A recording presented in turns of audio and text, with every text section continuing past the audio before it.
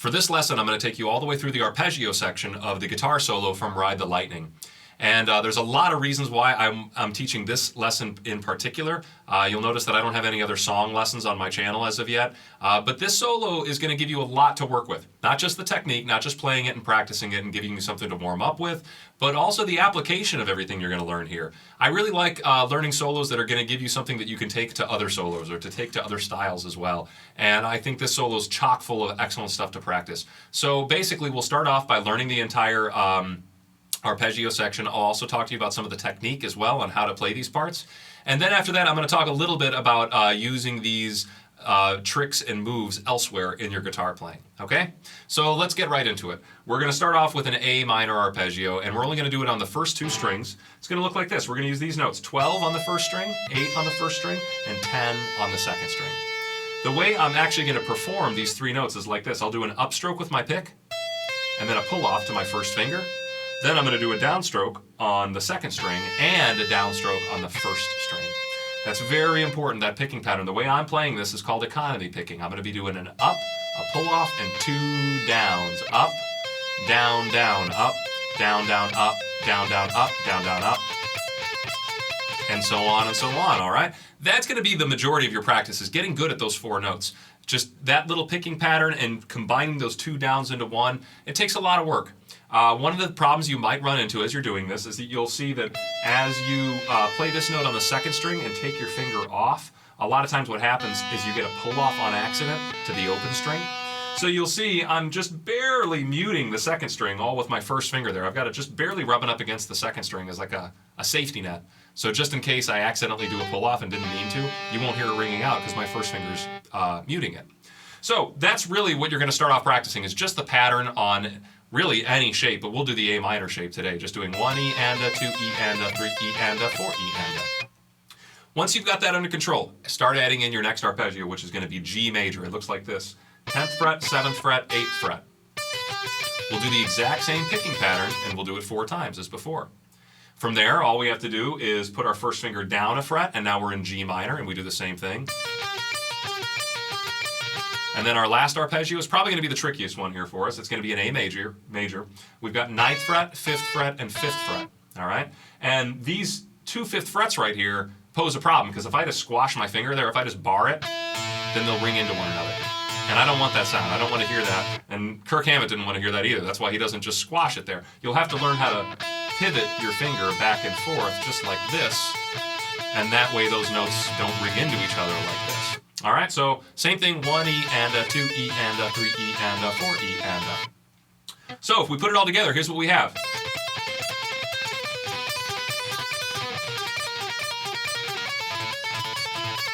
All right, so there's our 4 arpeggios, and then all we have to do is just repeat that over again, and we've got the first big chunk of the solo done, okay? Our next arpeggio is, this is a little transitional thing, and it gets a little weird here. We're going to do an F major. It's going to go 13, 8, and 10 with our old pattern, just 4 times. Now we're going to lift that up 2 frets, which turns it into a G major arpeggio. But we only do it twice. It's going to only be half of the measure. After that, we're going to lift it up 3 frets, and it becomes a B flat. And we're only going to do that twice.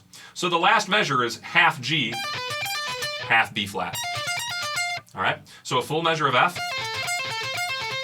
G, B flat. Okay, and now comes something brand new. I really, really like this part. It's one of those moves that once you learn it, oh God, you're going to use it everywhere. So here's what's happening. We're in a C major arpeggio right now. Our pinky is all the way up on the 20th fret. I'm on 15 here with my first finger, and my middle finger's reaching into 17. I start off by doing the same 4 notes we just practiced. But then, before I do the 4 notes again, I'm going to just do this. Okay, so that was just a single pull off with an upstroke. Then I can do my 4 notes again, and I'm going to do a single pick stroke with an upstroke again, and a pull off, and then my 4 notes again. So if I play the whole measure, listen, it goes 1, 2, 3, 4, pull off, 1, 2, 3, 4, pull off, 1, 2, 3, 4. And that all adds up to 16 notes, which means it takes up a full measure of 16th notes. I can count the whole thing: 1 E and a 2 E and a 3 E and a 4 E and a. And you can see I'm ready now to go to my next arpeggio, which is coincidentally just going to be this. You just take your pinky and bring it down 1 fret, and now you're ready for your next arpeggio with this new pattern: 1 E and a 2 E and a 3 E and a 4 E and a. Descend again, 1 fret. You can use your pinky here again. 1 E and a, 2 E and a, 3 E and a, 4 E and a. And then last, we're going to descend another fret, 1, and we're on the 17th fret now. And you can do this all with your ring finger if you like. Or if you want to try and swap in your middle finger to take care of that second string, you can do that as well. All right? But here's the whole thing with the new pattern. It goes 1, down a fret, down another fret, and down again. After that, we're going to go back to our F major arpeggio, but this time with our new pattern. And then we're going to go up back to like what we did before when we played the G and the B flat. Just like that, just half of a measure of the G and half a measure of the B flat. All right? And that gets us through the entire guitar solo with the exception of these last 2 notes here. The very, very end of the solo goes like this, which is just a unison bend. I've got my first finger here on 12. I've got my ring finger here on 15 on the second string. Playing both of those notes at the same time, and it sounds terrible, but you bend the second string up so it becomes an E, just like the one that you're fretting. So we're going to do that 3 times. 1, 2, 3. And that closes off the entire guitar solo. So here's what the entire thing's going to sound like all the way through.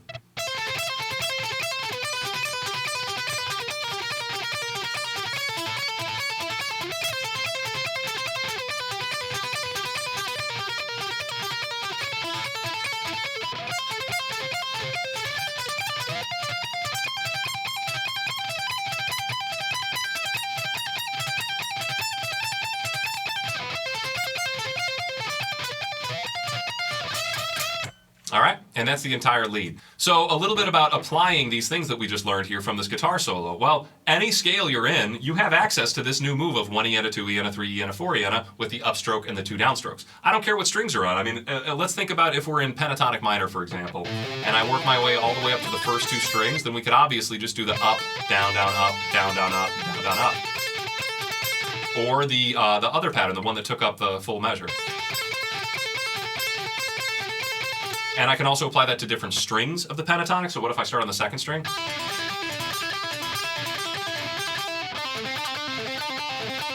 All right, so a lot of different options there just within pentatonic minor. I could go to my second pentatonic minor shape and do the same thing. I could go to my third shape. All right, and outside of pentatonic, what if I think about just like major scales? If I was in A major, and I just take these notes here, like a little sus4 thing. All right, very, very practical stuff to move all around the fretboard in any shape and any key. So I want you to practice that solo just for that reason alone, is you're going to have all these tricks that you can kind of bust out at the drop of a hat.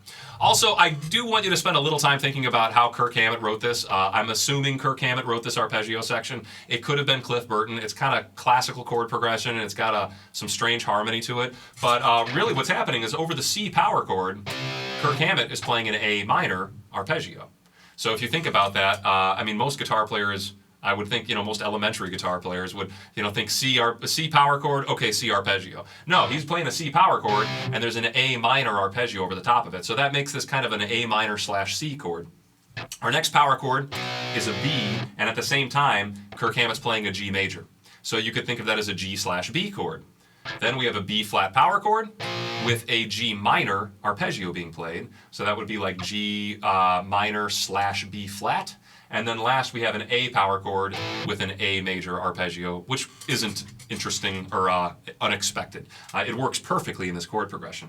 But I think that's really interesting. When you see these 4 power chords, C, B, B flat, and A, the first thing that comes to mind for me is not A minor, G over B, G minor over B flat, and then A major. I think that's a pretty creative way to do it. And if you listen to what those chords sound like all on their own, check it out. We've got A minor / C. We've got G over B. We have G minor / B flat. And then we have A major. All right. And you can kind of hear the arpeggio passage that Kirk Hammett plays on top of this, forming those chords. So I don't do a lot of videos on specific songs or specific leads, but I might do them if I find that there's a lot of practical stuff that you can glean from that lesson like this. I mean, not only are you learning this awesome solo, but you're also learning all these little techniques that you can then, take along with you for the rest of your guitar playing career. And that's really what I look for. I think it's kind of meaningless to learn just a solo and not get anything else out of it. To me, it's like memorizing a book in Spanish. to learn Spanish. Like, all you're doing is memorizing how to say the words. You're not thinking about how to use those words elsewhere, or the syntax and how those words fit together, or the rules of those words. So I mean, it's good to learn leads, but I think you're going to get way more bang for your buck is if after you learn a lead, you spend some time investigating what you just learned. Is there a shape in there? Is there a pattern? Did you do an arpeggio? And then see how that stuff fits into the chords of the song. That way, when you're doing your own solo over your own chords, you can say, hey, I'm going to do that thing that they did in that song right there. Oh, I'm going to do that lick that I learned from that one song. And you know how to apply it because you understood how the context that it was played in the original song. So I hope this helps out. I might do a few of these in the future. And if you have any requests, comments, questions, please let me know in the comments down below, or get a hold of me on Facebook or Twitter. All of those links are in the description. So thank you for watching, and until next time.